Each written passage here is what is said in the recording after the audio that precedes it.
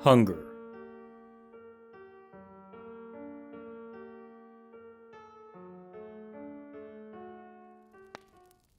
John pulled the short straw. We all watched with icy breath as he let out a resigned groan and slumped back against the ship's railing. "I'm sorry," Baker said. "Just get over with it." The watching crows fled from their perch atop the mast when an explosion erupted over the silence of the water. They'd be back, though. After all, they were hungry too. My nostrils were singed with the stench of gunpowder and blood. Neither I nor Baker spoke a word. He just kept holding his flintlock in his shaking hand, the barrel still steaming black smoke. I signed my chest with a crucifix and muttered my prayers. Bitter waves beat against the side of the ship, rocking us back and forth, steering us towards some uncontrollable destination.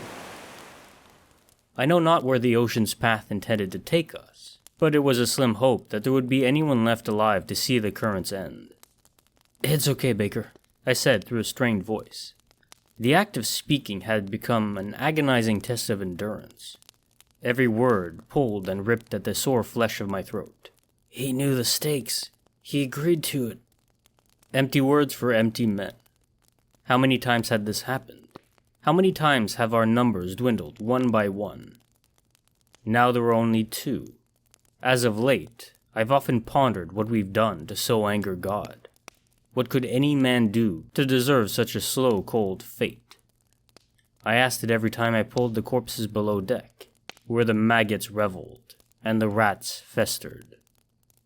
The dead men sometimes looked at me with smiles or horrified expressions of fear and anguish. At times, even their mouths moved, but no words ever escaped.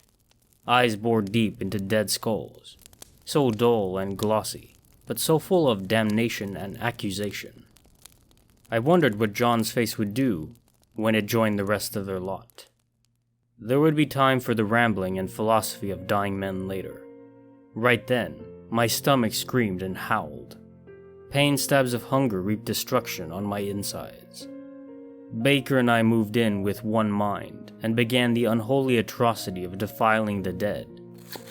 The cold flesh fought the sharpness of our steel, but the knives eventually cut. From the dead, life was found, if only for a little while longer. Baker couldn't take it anymore. Maybe it was a smell, or maybe it was a thought of what we were doing. He vomited up what little lingered in his stomach. He wasted no time shoveling it back into his mouth. With monstrous hands and sharp fingernails, I ripped and tore and ate. With each piece of flesh and smear of red, something inside me died. My soul had long since shattered into a million shards. But even now, an overpowering ache resonated from the pit where my heart had once been. Frozen tears stuck to Baker's pale cheeks as he filled his mouth with crimson. I had to turn away. I couldn't look. I also couldn't stop myself. I just couldn't. God forgive me, I'm just so hungry. This excerpt was translated from a journal belonging to a deckhand aboard a schooner, believed to be lost in the year 1775. Bones belonging to the crew were found below deck, corresponding with the claims made in the journal. The fate of the writer and the man named Baker are unknown.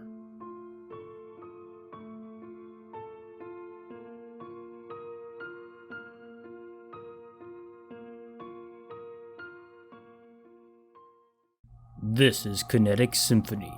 Welcome to the end. Damn, that was too dramatic, wasn't it? Okay, like the video, subscribe, definitely hit the bell icon so you get all of my uploads notified. Well, you're supposed to anyway. And stick around for another 2 seconds and you'll be recommended more videos to watch.